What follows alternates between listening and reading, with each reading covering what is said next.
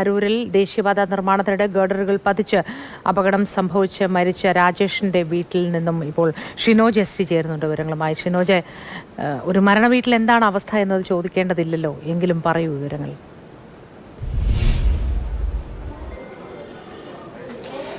മോത്തി, ഹരിപ്പാട് പള്ളിപ്പാടുള്ള രാജേഷിൻ്റെ വീട്ടിലാണ് ഞാനിപ്പോൾ നിൽക്കുന്നത്. ഈ മരണവാർത്ത അറിഞ്ഞ് നാട്ടുകാരും ബന്ധുക്കളും ഒക്കെ തന്നെ ഈ രാജേഷിൻ്റെ വീട്ടിലേക്ക് ഇപ്പോൾ എത്തിക്കൊണ്ടിരിക്കുകയാണ്. വീട്ടിൽ ഉള്ളത് ഭാര്യ, ഇപ്പോൾ 2 മക്കൾ എന്നിവരാണ്.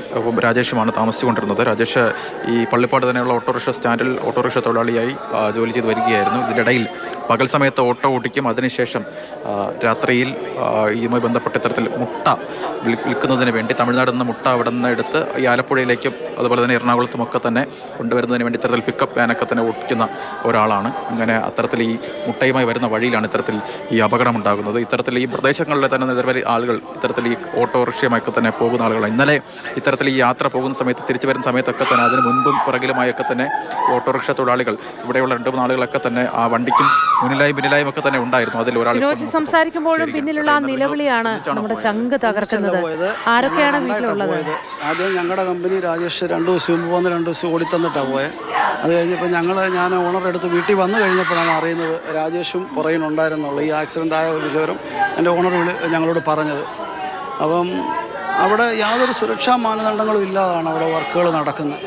അതിനിരയാകുന്ന നമ്മളെപ്പോലെ സാധാരണക്കാർ രാത്രിയും പകലും ഉറക്കൊളിച്ച് വീട് നടത്താൻ വേണ്ടി വീട് പണിത പ്രാരാബ്ദങ്ങൾ, 2 കുഞ്ഞുങ്ങളെ പഠിപ്പിക്കുന്നു. എല്ലാവർക്കും അവരുടെ ബുദ്ധിമുട്ടുകളുണ്ടല്ലോ. അപ്പോൾ അങ്ങനെ വളരെ ഹാർഡ് വർക്ക് ചെയ്യുന്നൊരു വ്യക്തിയായിരുന്നു. ഞങ്ങളുടെ സുഹൃത്താണ്, എൻ്റെ ക്ലാസ്മേറ്റാണ്. വളരെ നല്ല ഒരു ജീവിതത്തിനുടമയായിരുന്നു പുള്ളിക്ക്. റെഗുലറായിട്ട് പോയിക്കൊണ്ടിരിക്കുന്ന. അപ്പോൾ ഞങ്ങൾ പാലക്കാട്ട് നിന്ന് എടുത്ത് അറിയുന്നതനുസരിച്ച് രാജേഷ് തമിഴ്നാട്ടിൽ നിന്നാണ് മുട്ട എടുത്തുകൊണ്ട് വന്നത്. അപ്പോൾ അവിടെ കുണ്ടന്നൂർ എന്ന് പറഞ്ഞ സ്ഥലത്ത് കുറച്ച് മുട്ട ഇറക്കിയിട്ട് അവിടെ കിടന്ന് ഉറങ്ങി കുറച്ച് നേരം. രാവിലത്തേക്ക് വന്നാൽ മതിയല്ലോ. ഞങ്ങൾ 2 പേരുള്ളതുകൊണ്ട് ഞങ്ങളിങ്ങ് പോരുന്നു. അപ്പോൾ രാവിലെ വന്ന് ഓണർ വിളിച്ച് എവിടെയാണെന്ന് ചോദിച്ചപ്പോൾ ഞാൻ പറഞ്ഞു ഞങ്ങളിവിടെ സിറ്റൗട്ടിൽ ഇരിപ്പുണ്ട് എന്ന് പറഞ്ഞു. അപ്പോൾ പറഞ്ഞു പുള്ളിക്കാരൻ ഇറങ്ങി വന്നിട്ട് ഈ വിവരമാണ് പറയുന്നത്. വളരെ സങ്കടപ്പെടുന്ന ഒരു കാഴ്ചയായിരുന്നു. വളരെ മക്കളൊക്കെ എത്ര വയസ്സ് പ്രായം? എനിക്ക് കറക്റ്റായിട്ട് അറിയത്തില്ലെങ്കിലും മോൾ എനിക്ക് തോന്നുന്നു ബാംഗ്ലൂരിൽ പഠിക്കുവാൻ തോന്നുന്നു. മോനൊരു +1 +2 ആ റേഞ്ചിൽ പഠിക്കുവാൻ തോന്നുന്നു. വളരെ വീട് പണിതതിൻ്റെ പ്രയാസങ്ങളൊക്കെ ഉണ്ട്. പിന്നെ കുടുംബം പുലർത്തുന്ന കാര്യങ്ങൾ ഒക്കെ ഉണ്ട്. വീടിനുള്ളിലെ കാഴ്ചകൾ നമുക്ക് ദൃശ്യങ്ങൾ തന്നെ കാണാമെന്ന് തോന്നുന്നു. ദുഃഖം തളംകെട്ട് നിൽപ്പുണ്ട്, നിലവിളിച്ച് കരയുന്നുണ്ട്. രാജേഷിൻ്റെ ഭാര്യയും ബന്ധുക്കളും ഉൾപ്പെടെയുള്ളവർ ഈ വീട്ടിനകത്തുണ്ട്.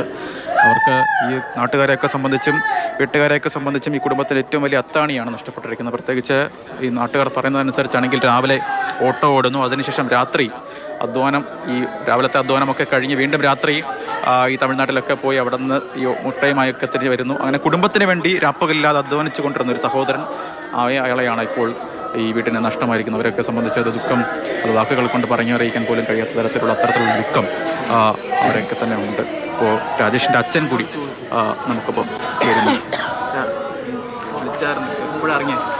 ഞാനോ? ഞാൻ 7 മണിയായപ്പോൾ വീട്ടിൽ നിന്ന് ഇറങ്ങി. മുട്ടയെടുക്കാൻ പോകുമായിരുന്നല്ലേ? അതെ, ഇവൻ പോയത് ഇന്നലെ മെനഞ്ഞാന്ന് 11 മണി, പകല് 11 മണിക്ക് പോയത്. തമിഴ്നാട്ടിന് പോയത്. എന്നോട് പറഞ്ഞിട്ടാണ് പോകുന്നത്. എവിടെ പോയാലും ദൂരയാത്രയാണ് എന്നോട് പറഞ്ഞിട്ടേ പോകും.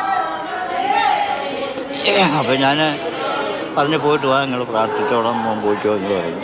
അപ്പോൾ അവിടെ ചെന്ന് രാത്രിയിൽ അവിടെ ചെന്നപ്പോൾ അവർ മുട്ട കയറ്റിയില്ല.